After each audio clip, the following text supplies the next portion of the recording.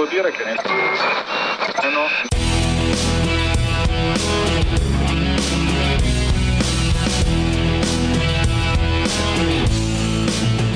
Hey there, everyone. Welcome to the show. I had to start a little bit early tonight. We've been getting dumped on here in Colorado for the last month and a half. And we just got a hailstorm and everything. And I've got some things I need to do before it gets dark tonight.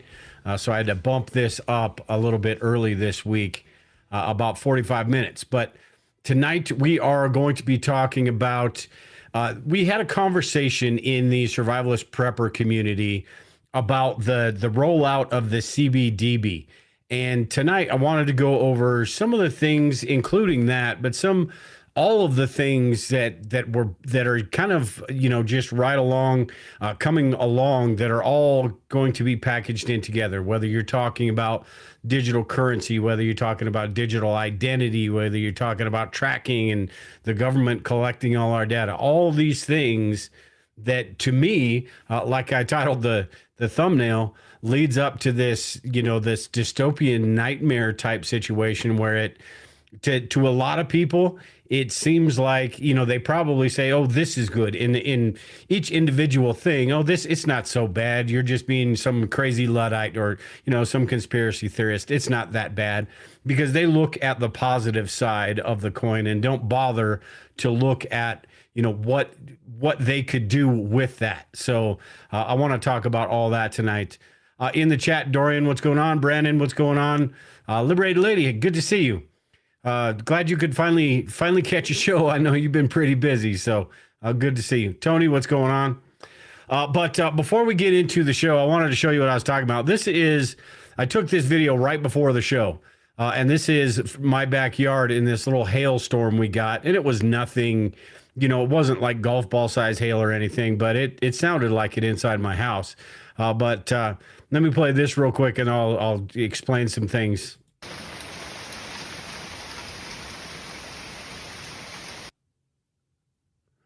Okay, I don't have that set up. I was gonna put it on a slide and kind of show you everything, but and it wasn't that loud, so it didn't look that bad. But it's pretty damn bad out here. I've got to go check on the chickens, make sure the horse pens are okay. I'm probably gonna climb on the roof and check all that stuff out. Now, there's an article I'm going to talk about later that talks about, from Zero Hedge, I believe, that talks about 10 things that we should be paying attention to, but people are just remaining silent about. And they talk about the storms and, baseball size hail and things like that. And should we be concerned about that? And I'll go into more detail about that. But I'll tell you what, my whole time living in Colorado, I have never once had a spring with this much rain. I mean, every year in Colorado, in the afternoons, the clouds come over the mountains, and it might rain, it might not, it might get severe, it might not. These past couple of months, it's like every day, and it's not just a little bit of rain here and there. It's a whole lot of rain, and it's almost every single day. So it's been crazy. Liberated Lady in the chat said, "Oh, wrong one." Chat jumped on me. Liberated Lady said, "Yeah, I made it, Dale. Finally back in the Central Time Zone." Very cool. Very cool. But one more thing before I get into all the other stuff tonight, and I wanted to talk about the conversation that we had in the group. I've been working on the new bug out location, which is basically, I'm redesigning it from the ground up, and I've talked about this a couple times. But I made a video, instead of just me talking about what it is and in this and that. I made a video for new members. It's a kind of a getting around video. But what my plan is for the bug out location is, the last bug out location, Preparedness Academy, was basically, prepping 101 stuff. Like, if you're just getting into preparedness, it's a great place to go. And I want to make this one something for everyone. Like that group I was talking about, which in the very beginning of this video, I'm going to play, it shows that group.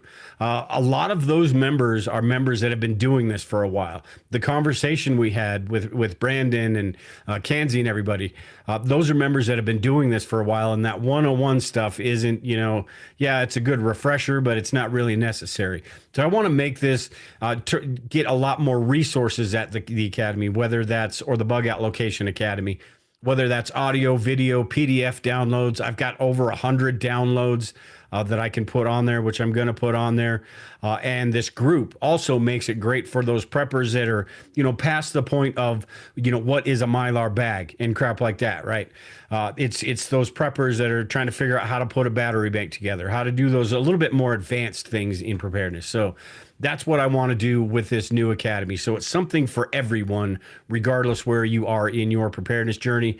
And then the group, you can join the group. It's $2 a month because I want to sort of keep the trolls out, keep the riffraff out, the people that just kind of want to lurk and all that stuff. But it's $2 a month to help support the show, or you become a Bug Out Location member and you get access to that free. So at any rate, let me play this video. It's about 5 minutes long here, and then we'll get into the conversation we had over in the prepping community about the digital currency. Hey there, and welcome to the Bug Out Location membership website. If this is your first time here, I put this video together sort of as a roadmap to get around the Bug Out Location. It's fairly simple, but I just want to go through a few of the things you could do just to get started. First off, when you log in, you will be redirected to the membership hub. This page has everything we have to offer here at the Bug Out Location. So if you ever get lost or you're trying to figure out where something is, this is the page to go to. When you first get here, make sure and join the prepping community. It's a great group we put together for members of the Bug Out Location who get free access to the group. There's quite a few members in there that have been prepping for a while, so it's a great place, sort of a supplement to the Bug Out Location courses. A great place to get all the preparedness information you might want. We've got a bunch of different topics in this community. We've got alternative energy, water storage, first aid. So if you have a question about any preparedness topic, you're bound to find it here in this group. Plus, it's just a fun group. It's not Facebook, it's not social media, so it's a great group. So let's head back over to the Bug Out Location here. So the very first thing I recommend everyone do when they first log in is go to your profile page. And on your profile page, this is where you can change a lot of your information. You can't change your username, but you can change your password. You can change your nickname. You can put in a website here if you have one. You can enter your bio if you like. Down here, like I said, it's got a link to the group, a couple quick access links. And if you're not getting updates, every time we do an update here, we send out an email, and if you're not getting those, you can jump back on the list, and then if it still doesn't work, you can get a hold of me. So once you do that, then you can start looking. We've got the links up here to all the different things we have. We'll start with the prepping resource directory, and this is where we have all sorts of resources that would be good for you regardless of where you are in your preparedness journey. We have audio resources, which are podcasts, whether that's my podcast or other podcasts. We have PDF downloads, survival guides, anything that we can find that you can add to your preparedness library, we will put it here. And then we also have our members recommended section, where this is where members that have been doing this for a while may put links to their favorite websites. They may have great articles, great videos, tools and gear that they've used, great suggestions for other members of the Bug Out Location. So we're going to add those there. On the PDFs download page, if you just go here, you'll see that we've got a bunch of different guides and everything, and these are constantly being updated as well. So this is one of those where you might want to check back every once in a while and see what's new. And then also we have our preparedness courses directory right here, which is where you can find all the different courses that we have here at the Bug Out Location. You can start the Prepping 101 course here. You can scroll down and see the different modules like mindset and planning. We'll go to this one real quick, and you can see that in here it's got all the modules in this lesson. You can start each lesson as you want. We'll go back to the Prepping 101 course. This is the main page of the course, and in this course it's got all the different modules. So you can start from module 1 and just go through every single module and lesson there is, or you can jump to a specific one that you're really interested in. But a lot of information. And again, like everything else here at the Bug Out location, this is constantly growing. We're going to start from the ground up with preparedness courses and work our way to the more advanced courses. Also, we have the legacy foods, which members of the Bug Out location get wholesale prices on legacy foods that we sell at the SHTF shop. Now, at the SHTF shop, we have to post the retail prices. So those aren't the prices you would get as a member of the Bug Out location. On this page, I've posted a few of the most popular products that we have there, and it shows you what the retail price is compared to the price that you can expect by being a member of the Bug Out location. Again, this is just a few different products. We have many more over at the SHTF shop, and you can also check out Legacy's website. And if they have something there, the odds are that we can get it at the SHTF shop, and we can get it for you as well. So if you have any questions about that, something that's not listed here or a product that's listed at Legacy, you can click this button and get a quote. Just send us an email. Let us know which product you're interested in, and then we will get back to you with a price on that product. So one last thing is our blog here, and then I'll let you get back to doing what you want here at the Bug Out location. But this is where we're going to post all of our articles for members of the Bug Out location only. These won't be posted publicly.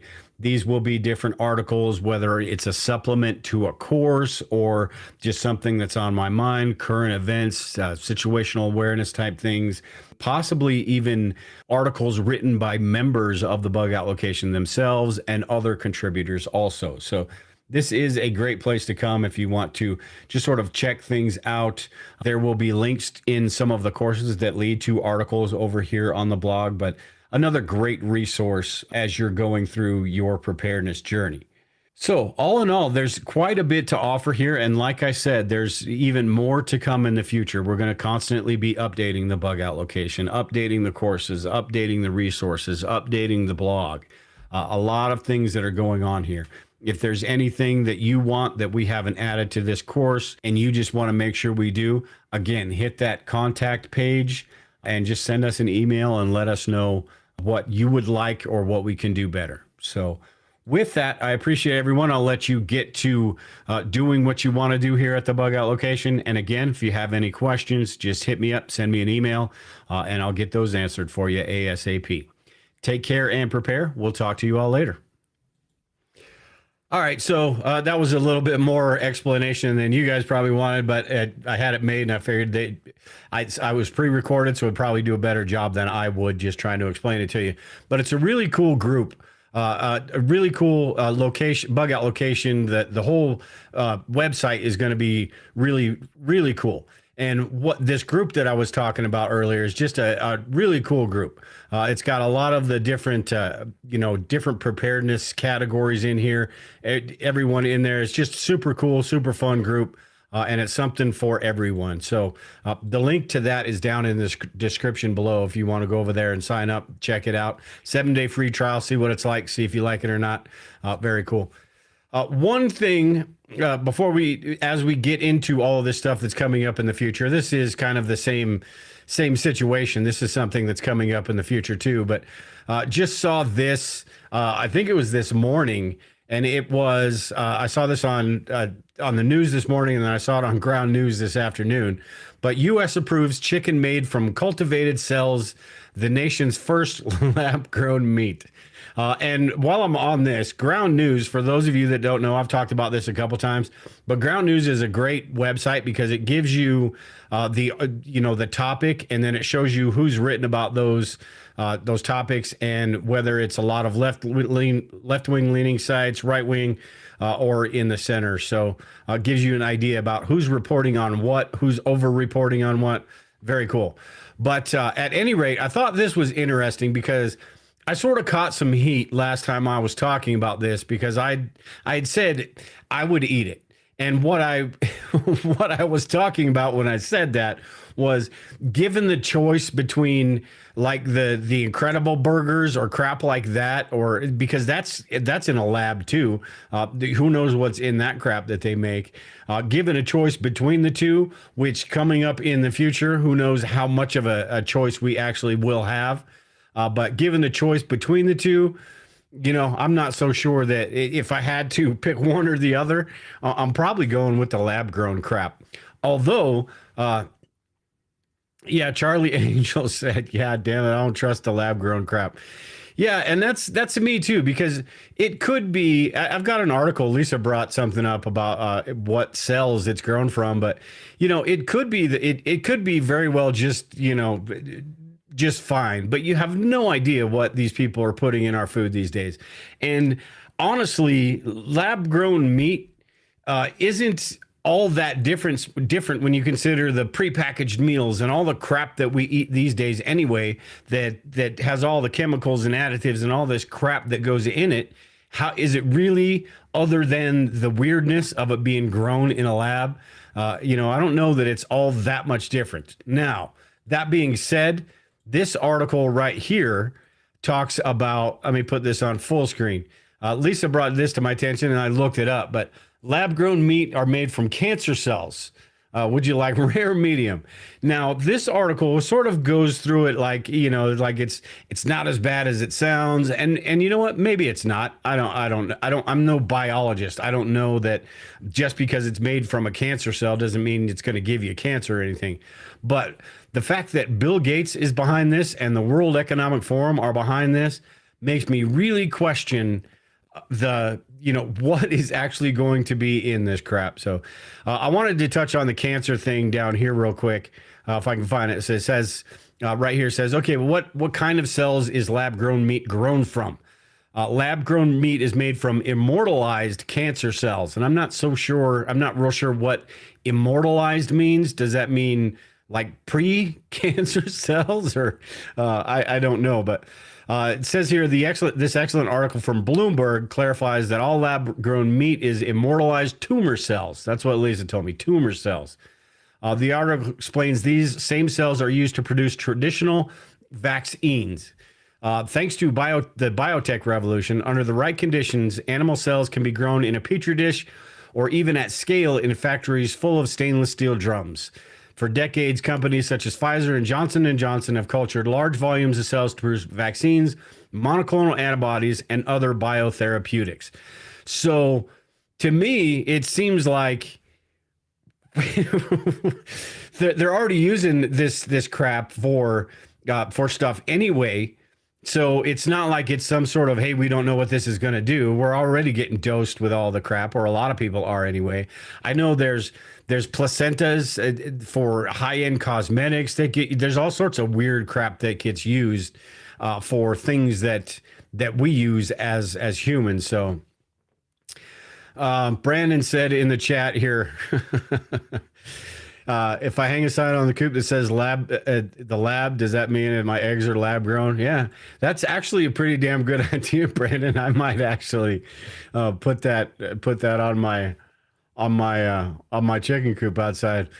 Lisa said in the chat, no, yeah, she's got a very different, not that I disagree with her. I'm not saying that I would eat it and I think it's okay to do. I don't want to make that seem like that's what I'm saying, but we're already getting, everything that we consume, everything we buy. It's who knows what the hell it is. You go to McDonald's and get a chicken nugget. That's not a chicken nugget.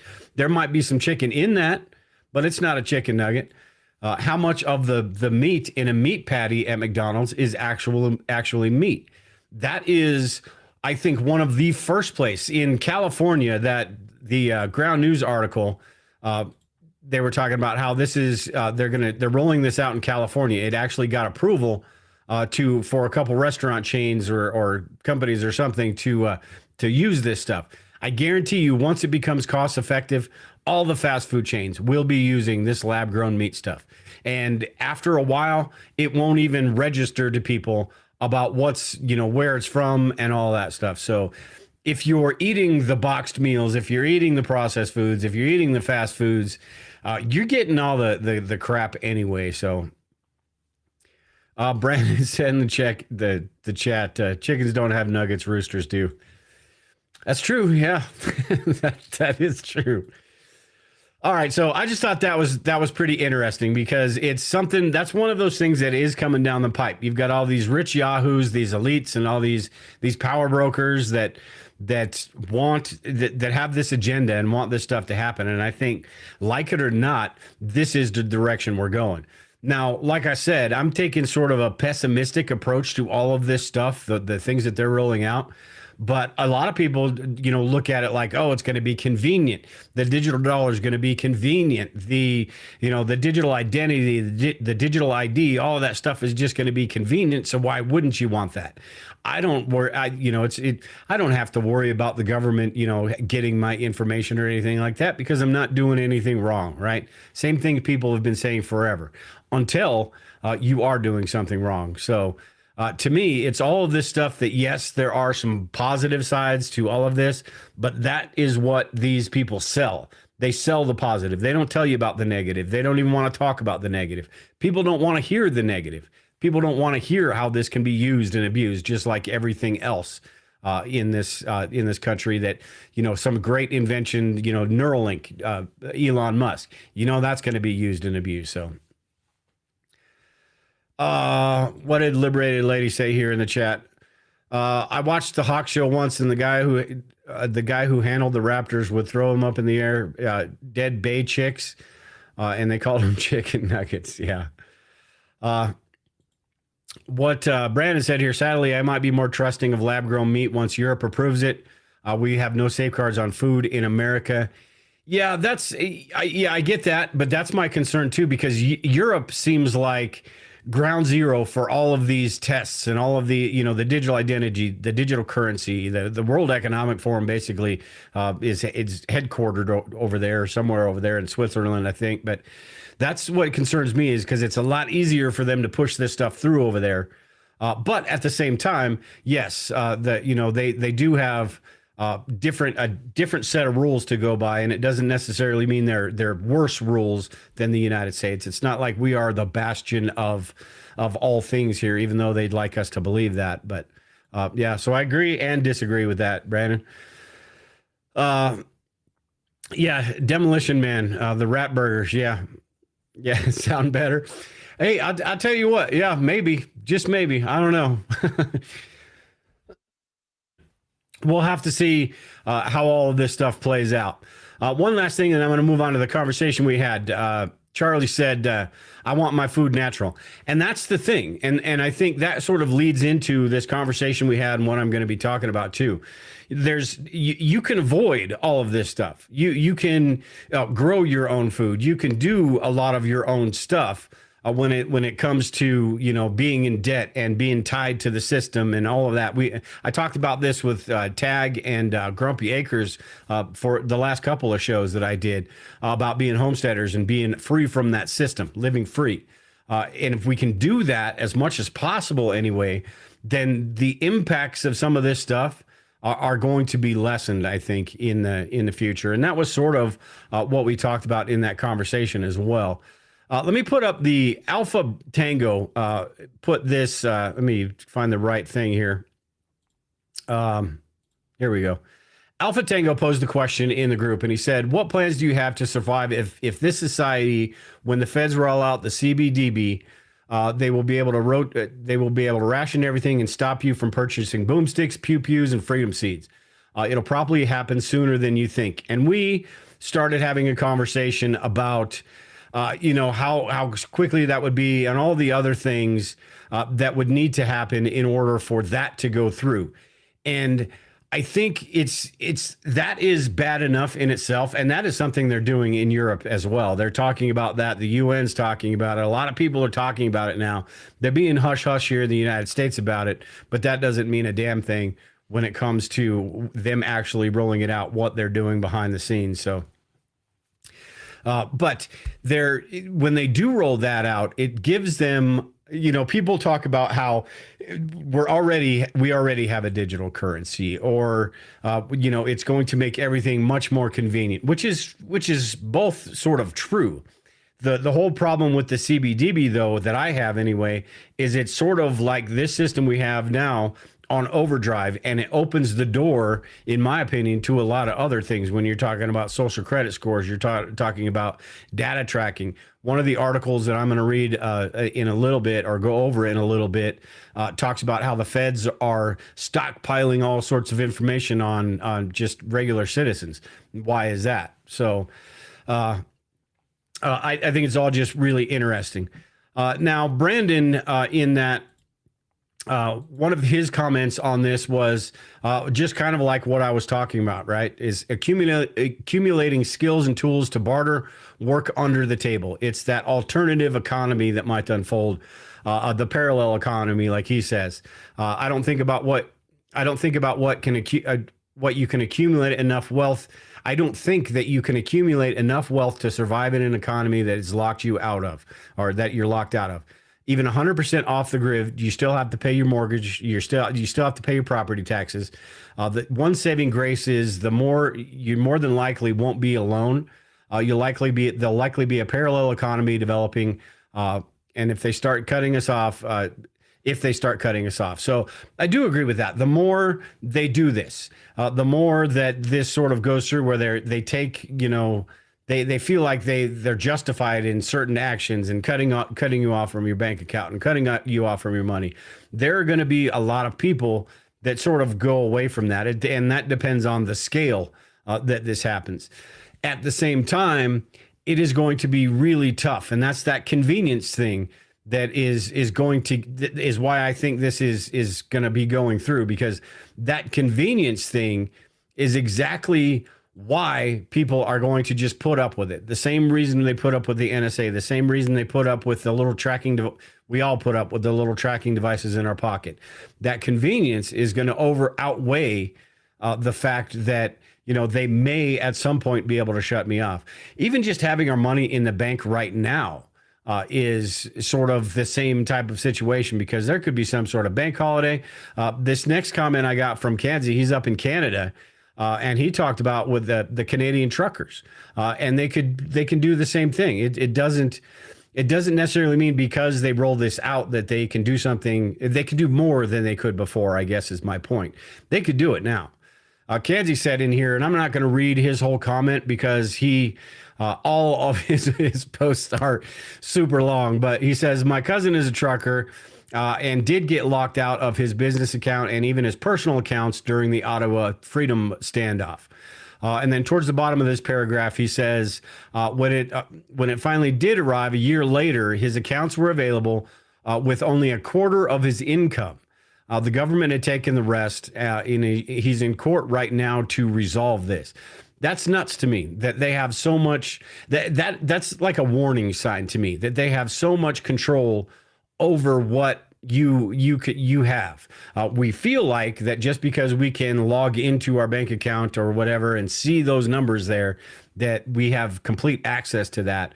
But if something happens and you look at the bank failures and all those things that have happened, if something happens, that just disappears. And there is no, I guess there's a little bit of, the government trying to pay you back.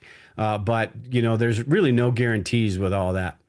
And then the second paragraph here, he said, taking the lesson in hand, I've made greater efforts to connect with homesteaders, local food gardeners, and increase my own dependence from the government services. It's a full-time mission, which I enjoy doing. I've invested in a 5-year storage unit to store more preps as well as other items. They would be good for barter as well. And then this last line right here, I think is the most important one: forward thinking and pro-action every day. They're essential skills for preppers. And I think that is sort of all boiled down with this digital currency and everything else that I'm going to talk about today. It all boils down to doing what we can for ourselves and being proactive in the steps that we take to sort of separate ourselves as much as we can from those systems, that when and if something does happen that, freaks everything out, whether it's one of us, whether it's a bunch of us, whether it's, somebody else or whatever, we are separated from that machine as much as possible, so we lessen the impact that could have. Now, like I think it was Brandon was saying, it's impossible to be 100% self-sufficient. It's just, you can't do it. even Tag and Grumpy Acres, who are miles ahead of me when it comes to homesteading and things like that. Even they aren't completely 100% self-sufficient. But as Tag talks about, that's like his main goal is to get to that point. But when you have to pay property taxes, what are you going to do? Because that doesn't go away. At any rate, very interesting conversation. And we got a lot of conversations like that over in the group. Just kind of a fun group. Kanzi shares all sorts of stuff. Been doing this for a long time. Brandon's been doing this for a long time. A couple of Brandons in the group. Brandon Rhodes here as well. And then Alpha Bravo been doing this for a long time. A lot of people in there have been prepping for a long time and have followed the show for a long time. So we need some new blood in there to get in there and ask some questions and, the basic stuff, because it's just a really helpful group. But at any rate, very cool conversation. And all of this sort of, I don't know if it was just coincidence or timing or whatever, but I saw a couple of other articles as well that sort of went through the same subject. And the first one I saw, and I'll go through this a little bit, is from the Economics Collapse blog. 8 signs that the futuristic control freaks agenda of the globalists are rapidly moving forward. And I wanted to go over a few of these because these go sort of hand in hand with what I was just talking about here. So the first one here on this list is starting in September. Let me put this on full screen so you guys can see it. Starting in September, the EU will mandate that all member states offer a digital identity wallet to all of their citizens and businesses. So like I was talking about earlier, Europe, the European Union, the UN, which is, I think, it seems like to me anyway, has got more sway in Europe. They listen a little bit more than we do here in the United States. But this is where everything starts to roll out. And I think the United States probably watches, figures out what they can do, and, try to skirt the Constitution, which they're doing just fine now with BlackRock and all these corporations doing their dirty work for them. Just like one of these is going to talk about them stockpiling data. The corporations and all these companies are doing the dirty work for them. Then they get their hands on the data. So number 2 here, a system of digital fingerprints as for Americans to suddenly become Barack Obama's biggest issue. And I heard him talking about this the other day. And again, it goes into the whole misinformation thing, right? We got to be able to control the narrative. We got to be able to control what people say and think and do and all that stuff. So what he's talking about is, I suppose, some accountability for if you're posting some crazy shit online, some crazy stuff online, they're going to be able to figure out who it is that is posting that, rather than, having that anonymity, whatever that word is. But at the same time, this is one of those things I think just it's ripe for abuse. You've got all these fact checking groups that are all left leaning. 99% of them are all left leaning. You've got everyone talking about misinformation is all left leaning. So it's all one side of the system. So this is something that will be used against anybody that doesn't agree with the narrative. Number 3, the UN policy you find right here is proposing a global system of digital identification linked to our bank accounts. The digital ID linked to our bank and mobile money accounts improve the delivery of social protection coverage. They use those words like that, social protection. It's convenience. It's helpful. It's all those things. So that's one that I think, again, this is the UN, and it's going to be a little bit harder here in the United States, but all this stuff is rolling out. The World Health Organization has adopted, this is number 4 here, the World Health Organization has adopted the European Union system of digital COVID-19 certification and plans to transform it into a global certification. And we've heard about these here recently, about them, making the little rumors and murmurs about this stuff going on here in the United States. And it wouldn't surprise me one little bit if this doesn't take off here. So the next one we've got here, I'm going to see, I may not go through all of these. This is the one I wanted to talk about, though. The federal agencies in the United States have been purchasing massive amounts of information on U.S. citizens from data brokers who are being warned that such information could potentially be used for blackmail, stalking, harassment, and public shaming. Now, this one really concerns me because the Fourth Amendment, basically it's they can't do this stuff with the Constitution. So all of this is a way to skirt the Constitution.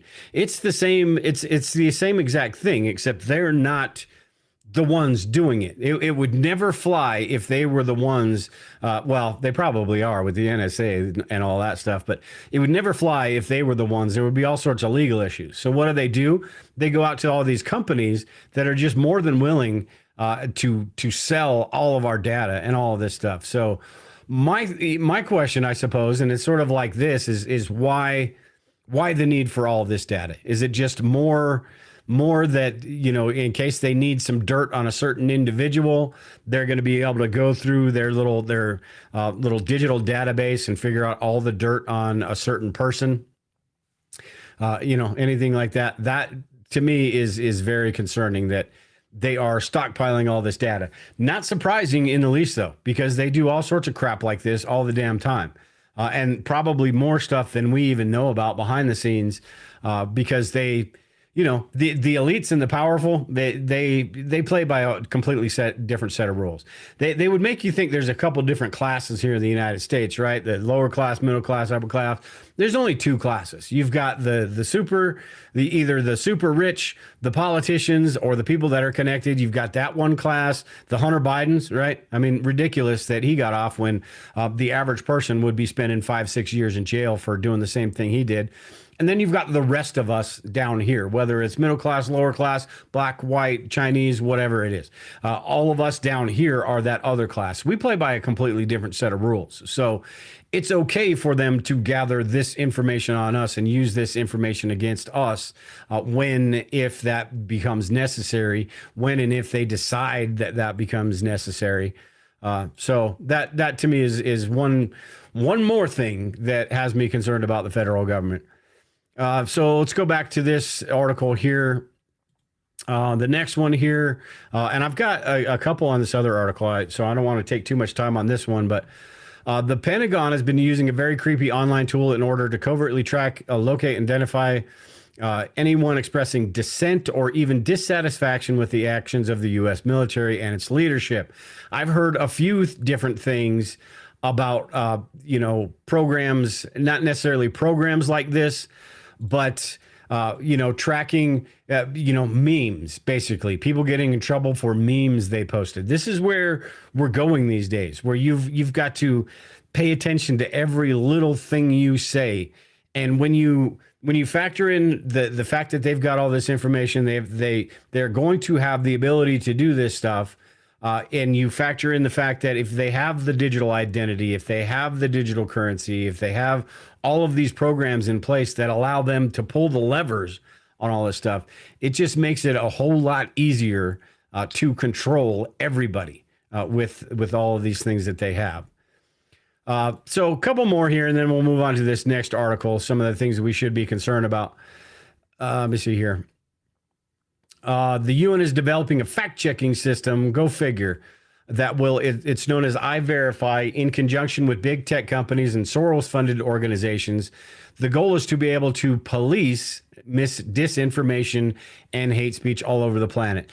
That's what they call it, is hate speech. But we've seen time and time again that misinformation doesn't necessarily mean misinformation. Misinformation means information they don't necessarily agree with, or isn't 100% factual, or can be construed a different way. Whatever way they want to twist that up and decide what that means, they can do it. And because everybody that's in this disinformation game and battling the disinformation is all on one side of the aisle, it has me concerned about where this all leads. And this is, the 1984 crap, right? The Ministry of Truth, the thought police, all of this stuff sort of leading to this dystopian future that is possible. I'm not going to say it's going to happen, because who knows how all of this stuff rolls out. Maybe we're all dead before then because of AI. Maybe that just completely takes over. And maybe it is smarter than the rest of us, and it figures out how screwed up this whole damn system is. So Dorian said, I agree, Dale.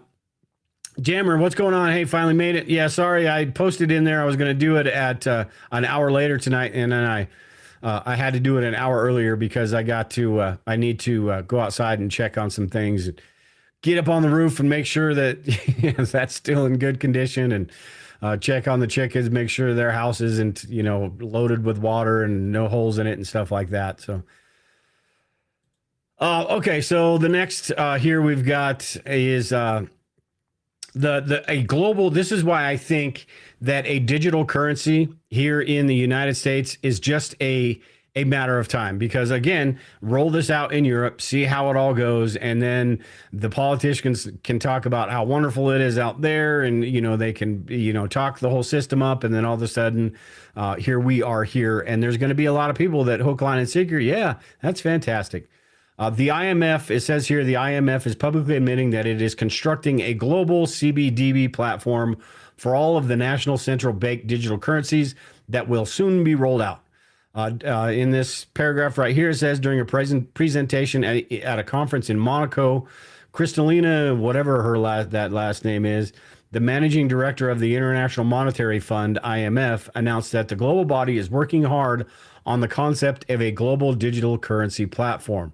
So to me, that means get ready, because it's at some point, this is going to get rolled out. At some point, we are going to see, they've got the Fed now, which just came out recently, which isn't all that, to me, it's not all that, it can't be used for nefarious purposes as much as a digital currency could. But when they sell you on the convenience factor, the government doesn't do anything for your convenience. So there are other things in play with this that people don't even think about. They talk about how with the Fed now, they talk about how it's easier to get your tax refund, right? It's easier for us to give you back the money we stole from you in the first place. So it's super convenient for you. But they don't talk about the fact that it's a whole lot easier for them to take the money that you owe them. That's the main reason for them doing this. It's a more streamlined system to get their money. That's the main thing. And by the way, you get quick access to your money that we ripped out from you in the first place, and we're going to give you back, a couple percentage points of that stuff. But that is the digital currency is something that not necessarily the digital currency itself, but the fact of what controls it gives them, what abilities that it gives federal governments, and that just seem like all of this stuff just going into overdrive. Like I said, that is unless AI destroys everything first. Or in that conversation we were having, we were talking about a CME, the only saving grace. My comment was the only saving grace that we might see is a CME, or something that just shuts the whole system down and hits the reset button. So that's it on this article right here. Pretty interesting article, and I've got the links down below, and I'll make sure and put them in the show notes though. But it's all of those things that coming down the pipes that I think we're looking at a really big shift in how life is. Sort of like when we went from, back when I was younger anyway, most of you probably too, when we went from like Ataris or ColecoVision, I mean, the little football games and the very beginning of the electronics, the computer age, the 70s, 80s, 90s, that era. And then all of a sudden you've got cell phones. Just the last 20 years, everything's sort of blown up. I think we're in for another shift like that coming up in the future that is all basically built on data. And how much they're going to know, they probably, a lot of, social media companies and companies in general probably know a whole lot more about us than we even know. And now that the federal government is getting their hands on that information, they know the same amount of stuff. So it's one of those things that's not like if they don't roll this stuff out, they're not going to be able to get that data. It's more of it's going to make it a whole lot easier for them. They're going to be able to streamline their processes, and and they have no bones about abusing the system unless you are one of the people, that are running the system. Then you're okay. It's not bad. Or maybe you're a son of one of the people that are running the system, or maybe you're one of the people running the guy running with one of the sons because Joe Biden isn't running crap. But Brandon said here in the chat, he said, it's bad if you're hoping for a CME. Yeah, and I don't know that I want to say that I'm hoping for a CME, but because that would be that is some crap right there. But it is one of those things. What stops it? If all this stuff does roll out, what stops it at this point? At that point, from just continuing and continuing and continuing. I mean, we're already seeing the United States has fundamentally changed. Just from when I was a kid until now. I can't imagine what it's going to be like in just the next decade or two if we make it that far. So just all very, very interesting stuff. All right, so the next one I've got here is from Zero Hedge, and I wanted to go over this a little bit real quick because it poses some pretty interesting questions. Let me put this on the screen here. They pose a couple pretty interesting questions that I posted this in the group the other day as well, but questions that we should all be asking now. And again, this link is down below, but it talks about how we live in a society where we've been trained not to ask the hard questions. And that's absolutely true. We don't, if the news doesn't talk about it, if it's not on the air, then nobody says a damn thing about it. Nobody cares about it. Or there's so many things going on that we just forget about it the day after it happens. One thing, the Restrict Act, remember that where they're, the TikTok ban thing? I don't even know where that went anymore because nobody talks about that. I looked it up the other day and there is still some information that is sort of floating around, but there's not a whole lot of talk about it. So to me, that means the government is behind the scenes talking about how they can manipulate the wording of this and put it through and get the people's support so they can make sure and get reelected. They don't care. They don't give a damn if we support the bill or not. They give a damn that they look good enough to get reelected. At any rate, in this, they go through a few questions here. Why is the mainstream media so quiet about the fact that Joe Biden and his family received tens of millions of dollars from foreign nationals in an influence peddling scheme that went on for many years while Biden was vice president? That surprises me as well, because it's one of those things you think, okay, is this not the big deal that I think it is? Because nobody else seems to think it is. But then you start thinking about how the mainstream media is in their pockets, and they're all part of the same damn machine. So that's exactly why nobody's going to say anything bad against Joe Biden or the Democrats, because look at what the alternative is right now. Right now, you've got that evil monster Donald Trump standing out there, right? So nobody's going to say a bad thing, not word one about Biden. Plus, that administration, the whole deep state and all that just controls everything. From you just look at what happened with Hunter Biden, and you can tell the Department of Defense and all the FBI, the things that they've done, all that, it's all controlled, and it's all part of this perfectly controlled machine that has nothing to do with anything that we want. So the next one, I think that's very interesting and not surprising that the mainstream media and everyone's so silent about it, because they just don't. What's surprising is there's not even really that much mention about it. And if there is, it's more of this is why it's not such a big deal, or this is why, and, nothing about how this could be a big deal, or this could be bigger than we think. Nothing about that. So the next one here, who is behind the absolutely massive cyber attack that hit the U.S. government agencies? And I haven't heard much about this, which makes me sort of think that it's, cyber attacks are a big deal. This one, I'm not so sure that it is that much of a big deal, but cyber attacks is one of those things that we don't really think about all that much, and we probably should. Sort of like the power grid. We should think of it the same way as the power grid. If the electricity goes out, as preppers, we do a lot to make sure that we have light, that we have heat, that we have, cooking sources, all of those different things for when that grid goes down. But as far as a hacking situation, you're talking about money in the bank. You're talking about, how we access everything these days. how we purchase things at the grocery stores. A lot of people don't even carry cash. So a hacking situation, to me, is should be higher on on everybody's priority list. But to me, honestly, if I'm being honest, it's not something that I really think about a lot because I'm thinking about other things. And just like when you turn on the faucet, you don't give water a second thought. Most people, preppers do, but most people don't give water a second thought because it always comes on. It always turns on. So there's no reason to worry about it. There's 150 other things you've got to worry about, and the water is not one of those. Or it's like, hey, the water's fine today, but put it off till tomorrow. So hacking is one of those things. I think the more we get into all this stuff, especially with AI, talking about artificial intelligence, taking over the world. That could be one way.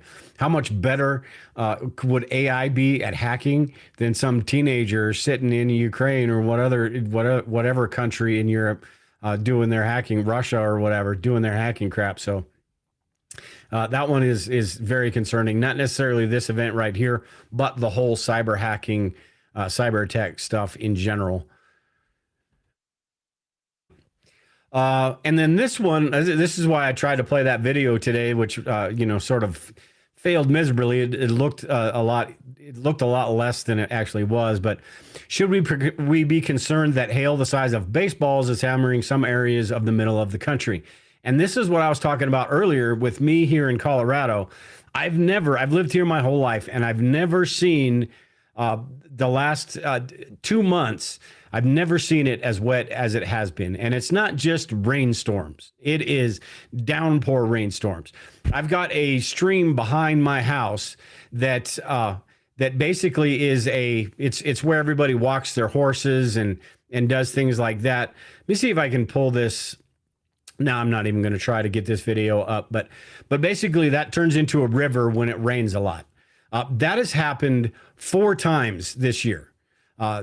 That has overflowed. It's happened twice in the last 2 days. Today, after today's storm, it was a damn river. You wouldn't want to cross it, basically. It just on foot. You wouldn't want to try to cross it. Now, granted, you probably could, but the average person, it was probably a 1.5 feet, 2 feet deep, something like that. Not like you're gonna drown because it's up to your neck in water or anything, but. Yeah, Brandon Rhodes said, yeah, it's those Chinese down there in Cuba. The Cubans have perfected their weather weapons. Run for the hills. Yeah, that's with the help of the Chinese down there. That's what they're doing. Everybody wants you to think they're just collecting data and all that stuff, but they're working on like that HARP crap and stuff like that. Wish Lisa was here. She'd give me some insight on all this weather modification. But it does, bring up something that's sort of, we talk about the climate change and all that crap all the time, and who knows what to believe and what not to believe with all that. I am not even though I get called it all the time, I am not a climate denier. At the same time, I'm not one of these people that buy in hook, line, and sinker to what all these these asshole yahoos say all the time about this and that. And, as they fly around on their private jets and then tell me to, eat this lab grown meat or eat crickets or things like that. I'm not buying into that either. But as a prepper, I've got to, it doesn't serve me very well to just kind of go, oh, climate change is a bunch of BS. I'm not even going to pay attention to it, because there are things happening, whether it's a natural thing, whether it's a man-made thing, whether it's a combination of the both, whatever it is, it is. So that's what's that's why I think about it, because things like this, I don't know what this whole system is out here right now. A lot of people probably would chime in and say, oh, it's climate change. I don't know. But it is weird. I know that. And there are things going on. So I just think it's something that when you're talking about natural disasters and weather events and things like that, as preppers, it is something that we need to be, paying attention to. And whether not saying we need to pay attention to the Al Gores and the John Kerrys and all the Yahoos and all these the Greta Thunbergs and all that crap. But it is something that we should be paying attention to. Light Raider said right here, which brings up a thought. He said they have to destroy the crops and we have to eat the unnatural food. With this weather stuff, it's sort of, and maybe going into Brandon's comment as well, you get this weather modification stuff, you destroy those crops, you do, things like that, then it's all leading into that. I personally think that is with these weather events and the food shortages and things like that, all of this could have, just a natural, as natural events unfold, I think could have an impact on just how things are in certain countries and could have an impact on the food supply. So it is important to just pay attention to what is going on, regardless of why, and your thoughts or my thoughts on why it is important, I think, to pay attention to this stuff going on. At any rate, I took way too long on that one. So I'll move on to the next one. Let me put this on full screen here. New York, where is the one I've got here? New York, this is just insane to me, but this is the world we live in. New York is introducing vending machines where addicts can get crack pipes for free. They've got vending machines now. First, it was Biden giving out smoking kits, right? I just can't imagine some of these, you think about San Francisco, you think about New York, where California used to be, when I was growing up, and I know this isn't New York, it's California, but it's sort of, and New York has always been kind of that scary place, but California, it turned into just a completely different country, and New York is sort of along those lines as well. But you think back to when I was a teenager, when I was a young kid, California was a destination. California was a place that you wanted to go on vacation, that you wanted to go see. It was one of the coolest states in the country. These days, it's one of those avoid at all cost states. It is, you've got politicians over there, and I think they say it talk about it in this article.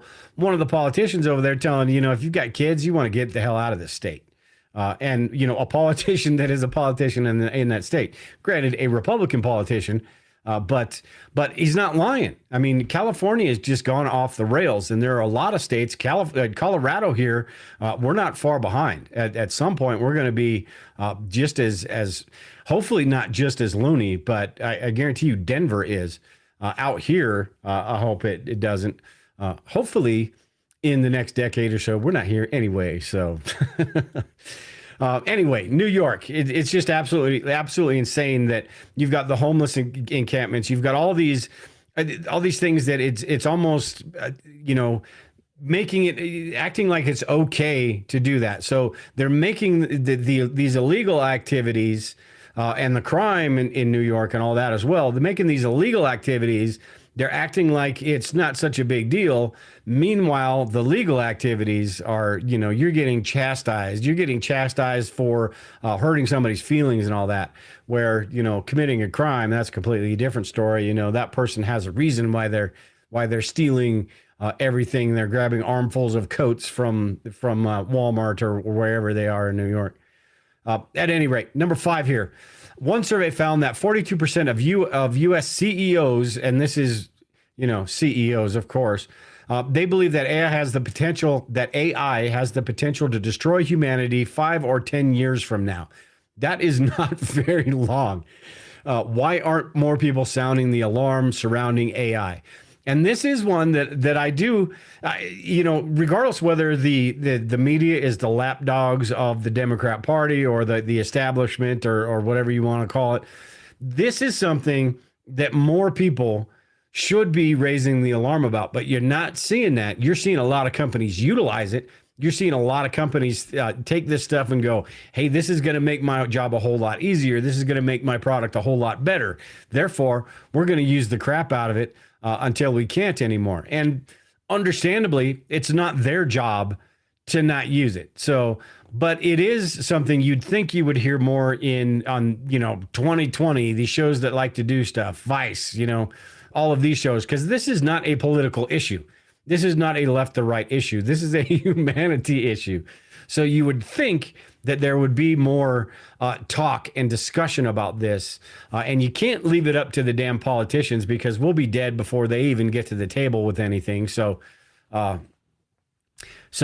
is just one of those things I tend to think about, like, with all this other stuff that we're worried about, something like that has potential. to just put a whole monkey wrench in the whole machine, and just, just completely change the trajectory of how things could unfold in the future. So I don't know. Maybe it is just a little bit hyperbolic, but it seems to me that it's usually like people like us quote unquote conspiracy theorists that are all usually worried about this stuff. But this is CEOs. This is people in the industry that have helped build this monster. Frankenstein, they helped build this monster, that are concerned about where all of this stuff is going to go. So it's not just us quote unquote crazy conspiracy theorists worried about this stuff. This is actual guys that know a lot more about the programming and the technology than we do. We just know that it works or not. They know how to get it to work, and that's what's concerning. All right, so the next one that I think is one of the big ones on the very big one on my list right now, and again, this is something that maybe a lot of people will be all up in arms about, but then in a couple months they won't even think about it anymore. Hell, a couple days. But number 6 here is, why has the U.S. government been secretly stockpiling dirt on American citizens by purchasing from data brokers? Isn't that supposed to be illegal? And exactly. The Fourth Amendment, like I was talking about earlier, I believe in this article, see if I can find it here. They talk about how if they were to be, I'm not going to try to look for this stuff, but if they were to, am I on the right article here? There we go. If they were to do this stuff themselves, rather than going to the outside to get all their information and to do all their things, it would be completely illegal. But the way they have skirted the system, this makes it absolutely, they can get away with it. And there really isn't, again, much pushback on any of this stuff being done. Not from the mainstream media, not from, I haven't heard from, maybe it's been on Fox News. I don't know. I don't watch Fox News anymore. Or maybe it's on OAN or whatever. I don't watch them either. But there's not been much pushback on this stuff. So it seems like all of this just, is just allowed to go through. It's almost like it doesn't concern people. And it makes me feel like, sometimes it's like, hey man, am I just overreacting with some of this crap? And I know I'm not, but it makes you sort of second guess yourself, thinking, well, all these quote unquote normal people don't even think this is really an issue. And maybe it's because they just don't give a crap. Maybe there's too many other things that need to be reported on than, some of this stuff. But it's, if all of this stuff is left, if the powers that be, if these people are allowed to just continue to do what they do without any pushback, it's just going to get worse and worse and worse as things go on. All right, one more thing here. Scientists are creating synthetic human embryos. So, and we've talked about this for years, really, and talking about, more of a hypothetical than a reality. But synthetic human embryos without using human eggs or human sperm. Why is this being allowed? And what are the dangers of this sort of research is not stopped? So we're lab grown meat. That's one thing, right? Lab grown meat. You're not creating a physical being. You're not creating an actual cow. You're just creating the meat. Creating a physical being. You're looking at some of these, or I think about some of these fiction movies. You're actually looking at, sort of a cloning type thing. So it's crazy. I don't know if Local Prepper's in the chat. I saw his comment. Yeah, you are a Local Prepper. Hey, man, I saw your comment earlier. I had to push my show up a little bit earlier this week, so I wasn't able to go over to your show. So I'm kind of competing with you this week. I apologize about that. We need to do another show together as well, LP. So at any rate, cloning humans, what could possibly go wrong? So with this litany of stuff that I talked about today, you got the digital currency, you've got cloning humans, you've got lab grown meat, you've got digital identity, you've got all of these different things that what is being a human going to look like in 10 years if we're around, because AI doesn't take us out? I think they're they're the good old days of prepping. I've talked about this before, but the good old days of prepping, when we talked about natural disasters and we talked about nuclear weapons and we talked about war and things like that. These days, that's not even what, yes, prepping is about, all of that stuff. That at its core, that's exactly what prepping is. But these days, there's so much more on the plate now that we have to be worried about. It's not just, back 10, 20 years ago, it was the NSA collecting our data, right? Snowden and all that stuff. And that was just absolutely insane for about a week and a half. And then it just went away and everybody got used to it. And then cell phones came out and then we had to get this app and that app and this tracking app, this app and all this information. And Google's got a product for everything. So they basically get every bit of information they can out of you. And then, not saying that Google, I wouldn't, not saying they're not either, not saying that Google's selling our information to the government, but all of that information that is out there now, it's just, it makes the crap that they were doing at the NSA 15, 20 years ago seem like child's play compared to what they can do now. And these different agencies being able to track different protesters and, squash uprisings before they even get a chance to happen, before anybody gets a chance to speak about something.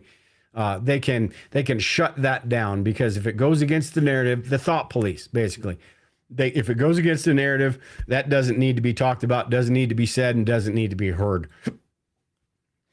All right, so the next one here, there's only a couple more. So the next one here, this is the Republican member of Congress talking about telling parents to flee the state. And I'll tell you what, if I lived in California when my children were growing up, not a chance in hell. I'd have moved. Not a chance in hell I would raise kids in California. It's too absolutely insane out in California. You watch movies right now, movies, television shows, all these there's one new show a week. Basically, when you watch these television shows, it gives you insight into how these people that live in California think, because that is, when they make these movies, they don't necessarily make them to be edgy or anything like that. This is just how they think. And all of these movies, either from New York or California, those are the two main places they all come from. That's their mentality. So it's the way people think. Same with the tech industry. So when you get all these new apps and programs and all this stuff, it's all from that liberal sort of mindset, which is fine, except that it's all that mindset. And I think that's my concern. So California is just completely off the rails. And if I had kids, not a chance in hell. I wouldn't live in California anyway. But if I lived in California and had kids, I'd be getting the hell out of there. A couple more, which I haven't really looked into, is I need to put this article back on, don't I? Why are Americans so depressed? According to a brand new report from the CDC, nearly 20% of all Americans have been formally diagnosed with depression during their lifetime. I don't know. I haven't really thought about that a whole lot. And then number 10 here is, why is there an epidemic of cancer among young people? And I haven't really looked into that, but that is something that, with all of this goes back to and I don't know if this is the cause for that or not, or just, coincidence or whatever. But when you go back to all the pharmaceuticals, the big pharma, you go back to the way they make our food, how they can make our food, what they can put in our food. Sometimes, some of the ingredients in our food aren't necessarily edible, nutritious, or anything. They're just in there to, whether it's to give it texture, whether it's to give it taste, or whatever. So it wouldn't surprise me to find that, and maybe there is and they're just not saying it, it wouldn't surprise me that there's correlation between different sicknesses, different diseases, cancer especially, with the pharmaceuticals and all of these different things, the way that we produce our food these days, the way we eat our food these days. And that's sort of one of those things that sort of gives me pause about the lab grown meat, right? Because what sort of things, it's always about money, right? It's always about profit. So what sort of things are they going to be doing or how are they going to be skirting the system to increase the bottom line, to increase productivity, all those things that, that meanwhile, we're out here just enjoying our little boxed meal, our Soylent Green, basically, not knowing what it is. For those of you that don't know, Soylent Green, it was a movie, Charlton Heston. Came out like the year I was born. I think I watched it when it was 20 years old, but not the greatest movie in the world. But Soylent Green was how they made food out of people. Not saying that lab-grown meat is going to be that, but who knows with the things going on. I mean, they're growing human embryos. They're growing meat in labs. Just, so many. I mean, AI, you think about AI gets advanced enough to where they basically create their own human race.